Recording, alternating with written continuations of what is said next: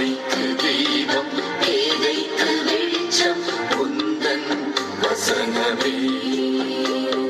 Praise the Lord. இன்றைய நாள் தியானத்திற்காக உபாகமம் 14ஆம் அதிகாரம் 29ஆம் வசனம். உன் கை செய்யும் வேலையில் எல்லாம் உன் தேவனாகிய கர்த்தர் உன்னை ஆசீர்வதிப்பார். நாம் தான் வேலை செய்கிறோம், நாம் தான் தொழில் செய்கிறோம். ஆனால் தேவனுடைய ஆசீர்வாதம் அதில் இருக்கும் பொழுது நிறைவான ஆசீர்வாதம் பெற முடியும். இந்த வார்த்தையை படிக்கும் பொழுது நமக்கு ஆண்டவரை அறியாதவர்கள், ஆண்டவரை ஏற்றுக்கொள்ளாதவர்கள் எல்லாம் தொழில் செய்து நன்றாக தானே இருக்கிறார்கள் என்ற நினைவு வரலாம். யார் தொழில் செய்தாலும் விருத்தி அடையலாம். ஆனால் தேவனுடைய பிள்ளைகளுக்கு ஆண்டவர் கொடுக்கிற ஆசீர்வாதம் வித்தியாசமானது. தேவனுடைய பிள்ளைகள் விருத்தி அடையும் பொழுது அதனோடு கூட வேதனை இருக்காது.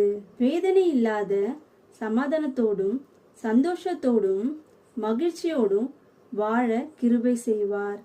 அதுதான் கர்த்தர் ஆசீர்வதிப்பதற்கும் மற்ற ஆசீர்வாதத்துக்கும் உள்ள வித்தியாசம். ஆண்டவராகிய கர்த்தர் நீங்கள் செய்யும் வேலைகளில் எல்லாம் உங்களை ஆசீர்வதிப்பாராக.